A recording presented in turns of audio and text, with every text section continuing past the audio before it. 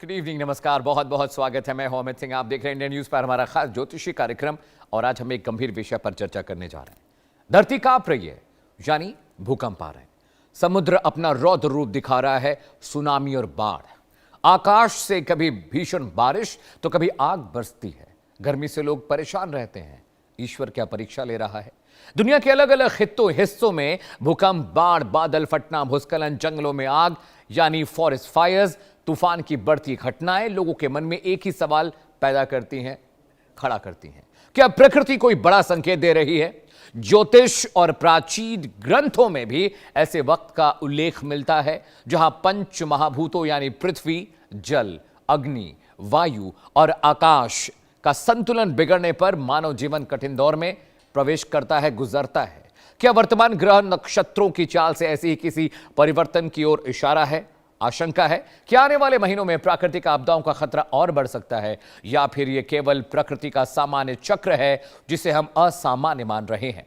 आज के इस विशेष ज्योतिषी कार्यक्रम में हम इन्हीं सवालों का जवाब तलाशने की कोशिश करेंगे, उस पर चर्चा करेंगे, जानेंगे कि ग्रहों की वर्तमान स्थिति क्या संकेत दे रही है, किन राशियों और किन क्षेत्रों को विशेष सतर्क रहने की सलाह दी जा रही है, और क्या आध्यात्मिक उपाय व्यक्ति के मनोबल को मजबूत करने में सहायक हो सकते हैं। तो क्या पृथ्वी, जल और आकाश का जो संकेत मिल रहा है बदलने का, वो क्या किसी बड़े बदलाव की भूमिका लिख रहे हैं? क्या आने वाले वक्त में नई चुनौतियां लेकर आने वाला है इस समय? इन सभी पहलुओं पर विस्तार से चर्चा होगी। स्वागत कीजिए दो खास मेहमान मेरे साथ हैं। शिवानी शर्मा जी जानी मानी ज्योतिषी हैं, बहुत बहुत स्वागत है। इसके अलावा शिवांगी निर्भय जी मेरे साथ हैं, आप भी जानी मानी एस्ट्रोलॉजर हैं, आप दोनों का बहुत बहुत स्वागत है। सबसे पहले शिवानी शर्मा जी, मैं आपके पास आ रहा हूं। बिल्कुल। पृथ्वी, अग्नि, जल, आकाश, ये जो पंच तत्व जिससे हमारा शरीर बना हुआ है, और प्रकृति भी इन्हीं 5 तत्वों से मिलकर बनी हुई है। बाढ़ बारिश का कहर हम देख रहे हैं, गुजरात में हालत बहुत खराब है। इसके अलावा वॉर की सिचुएशन भी हम लगातार देख रहे हैं, भूकंप भी लगातार आ रहे हैं। कुछ इलाकों में अभी भी 40-45 डिग्री तापमान है, जबकि ये जुलाई का महीना खत्म हो गया है, अगस्त आ गया है, बारिश होनी चाहिए, लेकिन ये पंचतत्व इम्बैलेंस हो गए हैं। क्या क्या रीजन क्या है? जी बिल्कुल, thank you for your question. जय माता दी, सभी दर्शकों को जय माता दी। देखिए, सबसे इम्पॉर्टेंट अगर हम बात करते हैं पंच महाभूतों की और हम बात करते हैं पंच तत्वों की, देखिए हमारा जो शरीर है वो भी इन्हीं सभी चीज़ों से बना है और विलीन भी इसी सब चीज़ों के अंदर हो जाएगा। और अगर हम बात करते हैं ग्रह गोचर की, तो देखिए इस टाइम पे जो हम ग्रह दशा देख रहे हैं, ठीक है, वो इस टाइम पे बहुत अच्छी नहीं दिखाई दे रही है। मैं एक चीज़ आज मैं थोड़ा सा आंकलन कर रही थी, तो मैंने एक चीज़ देखी कि देखिए जब महाभारत का टाइम आया था, जब महाभारत युद्ध हुआ था, तब भी उस टाइम पे 4 ग्रहण पड़े थे और उस टाइम पर भी अधिक मास था। तो अगर हम 2026 की बात करते हैं तो ये समय भी वही समय कुछ कुछ दिखाई दे रहा है। तो हम देख ही रहे हैं कि देखिए कितनी ज्यादा जल प्रलय आ रही है। आप ही के मंच के माध्यम से मैंने बोला था कि हमारे लिए जो अगस्त का महीना रहेगा, अगस्त से लेकर सितंबर का जो मंथ रहेगा, इस पूरे मंथ में आप देखेंगे कि बहुत ज़्यादा असम की बात मैं बात करूँ साउथ के कुछ हिस्सों की, मैं बात करूँ बॉम्बे की, महाराष्ट्र की भी मैं बात करती हूँ, तो ये नासिक की मैं बात करूँ, तो ये सभी जो एरियाज़ हैं वहाँ पर जो आप देखेंगे जल प्रलय जैसी सिचुएशन बनती हुई दिखाई देगी। क्योंकि इस टाइम पर अगर हम ग्रहों को देखते हैं तो देखिए शनि इस टाइम पर मीन राशि के अंदर है और शनि की जो पोजिशन है वो बहुत ज़्यादा हम कहेंगे अच्छी नहीं है देश दुनिया के लिए, जिसकी वजह से बहुत सारी चीजें उथल पुथल आप देख रहे हैं ग्रहों की वजह से हो रही है। ऊपर से गुरु भी अतिचारी है, तो इस टाइम पे जो गुरु की पोजीशन है वो भी बहुत ज्यादा स्ट्रांग नहीं है। और इस टाइम पे अगर हम चंद्रमा को देखते हैं तो चंद्रमा राहु के साथ बैठा हुआ है भारत की कुंडली के अंदर, तो ये सिचुएशन भी बहुत अच्छी नहीं है, ये अपने आप में एक ग्रहण दोष बनता है। तो ओवरऑल अगर हम प्रोस्पेक्टिव को देखती हूँ तो बहुत ज्यादा जो स्थिति है वो बहुत अच्छी बनती हुई नहीं दिखाई दे रही। जो नक्षत्र वाइज जो कॉम्बिनेशन आ रहे हैं वो कॉम्बिनेशन 6, 8, 12 का बहुत ज्यादा है।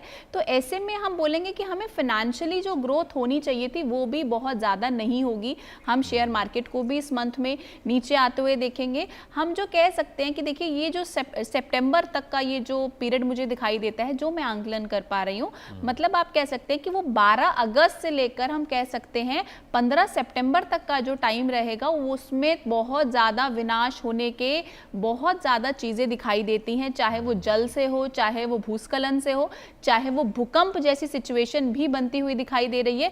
और इसी के मध्यस्थ आप देखेंगे कि विश्व पटल पे बहुत बड़ा आप देखेंगे कि एक ऐसा हादसा होने के भी जो योग बनते हुए दिखाई दे रहे हैं, जिसमें कोई फ्लाईओवर से रिलेटेड हमें प्रॉब्लम आ जाना या कोई फ्लाईओवर गिर जाना या फ्लाईओवर से जुड़ी हुई कोई ना कोई आप देखेंगे दिक्कत परेशानी आपको देखने को मिलेगी। तो ये सभी चीजें जो हैं, अगर हम इन कड़ियों को धीरे धीरे जोड़ेंगे तो हम पाएंगे कि ये सभी चीजें हमें देखने को मिलेंगी। ठीक है शिवांगी जी, मैं आपके पास आ रहा हूँ। पंच तत्वों की हम बात करते हैं, लेकिन कभी कभी ग्रह क्या होते हैं कि जैसे अग्नि तत्व है, जल तत्व है, इन पर ग्रहों का भी बहुत असर होता है। आपकी कुंडली में जिस तरह के ग्रह बैठे हैं वो उन तत्वों पर भी बहुत असर डालते हैं। किसी का चंद्रमा खराब है तो जल तत्व की आप बात करती हैं, किसी का मंगल खराब है तो क्रोधी स्वभाव का होता है, ज़मीन से जुड़ा है मंगल। तो इन विषयों पर अगर बात करनी हो तो ग्रहों को किस तरह से साध सकता है आदमी कि इन पंच तत्वों का असर पॉजिटिव रहे, खराब ना पड़े जीवन पर? सबसे पहले इंडियन न्यूज़ के इस मंच को सभी दर्शकों को, अमित जी आपको, शिवानी जी आपको राधे राधे, प्रणाम, जय हिंद, जय भारत, सावन की हार्दिक शुभकामनाएं। यहाँ पर मैं एक चीज़ बताना चाहती हूँ कि अभी आपके सवाल से पहले एक बताऊंगी, ग्रह नक्षत्र जो गोचर चल रहे हैं वो सभी के जीवन पर प्रभाव डालेंगे, देश दुनिया पर भी डालेंगे, प्राकृतिक आपदाएं भी उस वजह से आएंगी और इंडिविजुअल किसी मानव के ऊपर भी पूरा पूरा प्रभाव रहेगा। क्योंकि चंद्रमा का सबसे ज़्यादा प्रभाव तो इंसान के ऊपर रहता ही है, चंद्रमा मन है और समुद्र में जब ज्वार भाटे आते हैं वो भी समुद्र चंद्रमा के हिसाब से ही आते हैं, उसके जो साइकिल रहता है उसी के अनुसार आते हैं। यहाँ पर अभी जो राहु हैं, राहु शतविसा से निकलकर धनिष्ठा नक्षत्र में गए हैं। धनिष्ठा नक्षत्र जो है मंगल का नक्षत्र है और अष्टवसु इसके देवता हैं। और अगर आप इसके साइन को देखेंगे तो वो डमरू, जो बाबा के हाथ में डमरू है, नाद है, उसका डमरू का साइन है और ये इन्फिनिटी के साइन को भी दिखाता है। और अगर हम देखेंगे ध्यान से तो डमरू की जब हम शेप बनाते हैं तो वो हमारे सतयुग से लेकर, त्रेता से लेकर, द्वापर से लेकर कलयुग तक आती है। इस तरीके का साइकिल है। तो ये एक साइकिल महापरिवर्तन की ओर इशारा कर रहा है। राहु जो मंगल के नक्षत्र में धनिष्ठा में गया है, अब मंगल का नक्षत्र है और राहु और मंगल का प्रभाव एक साथ हो गया। अब यहाँ पर मंगल जो है उनका जो गोचर होगा अगस्त माह में, तो वो भी हम देखेंगे मिथुन राशि में हो रहा है, बुध की राशि में। कन्या राशि में जा रहे हैं शुक्र नीचस्थ होकर, तो उसका भी प्रभाव रहेगा। और यहाँ राहु और शुक्र का जो है वो षडाष्टक योग बन रहा है। तो षडाष्टक योग छठी, आठवीं, 12वीं राशि जो हम कहते हैं, तो षडाष्टक योग बन रहा है। इसका हर इंसान के जीवन पर प्रभाव आने वाला है, देश दुनिया के ऊपर प्रभाव आने वाला है। क्योंकि राहु अब अपने घर से निकलकर, अपने शतविसा उसका स्वयं का नक्षत्र है, वहाँ से निकलकर मंगल के नक्षत्र में आ गया है।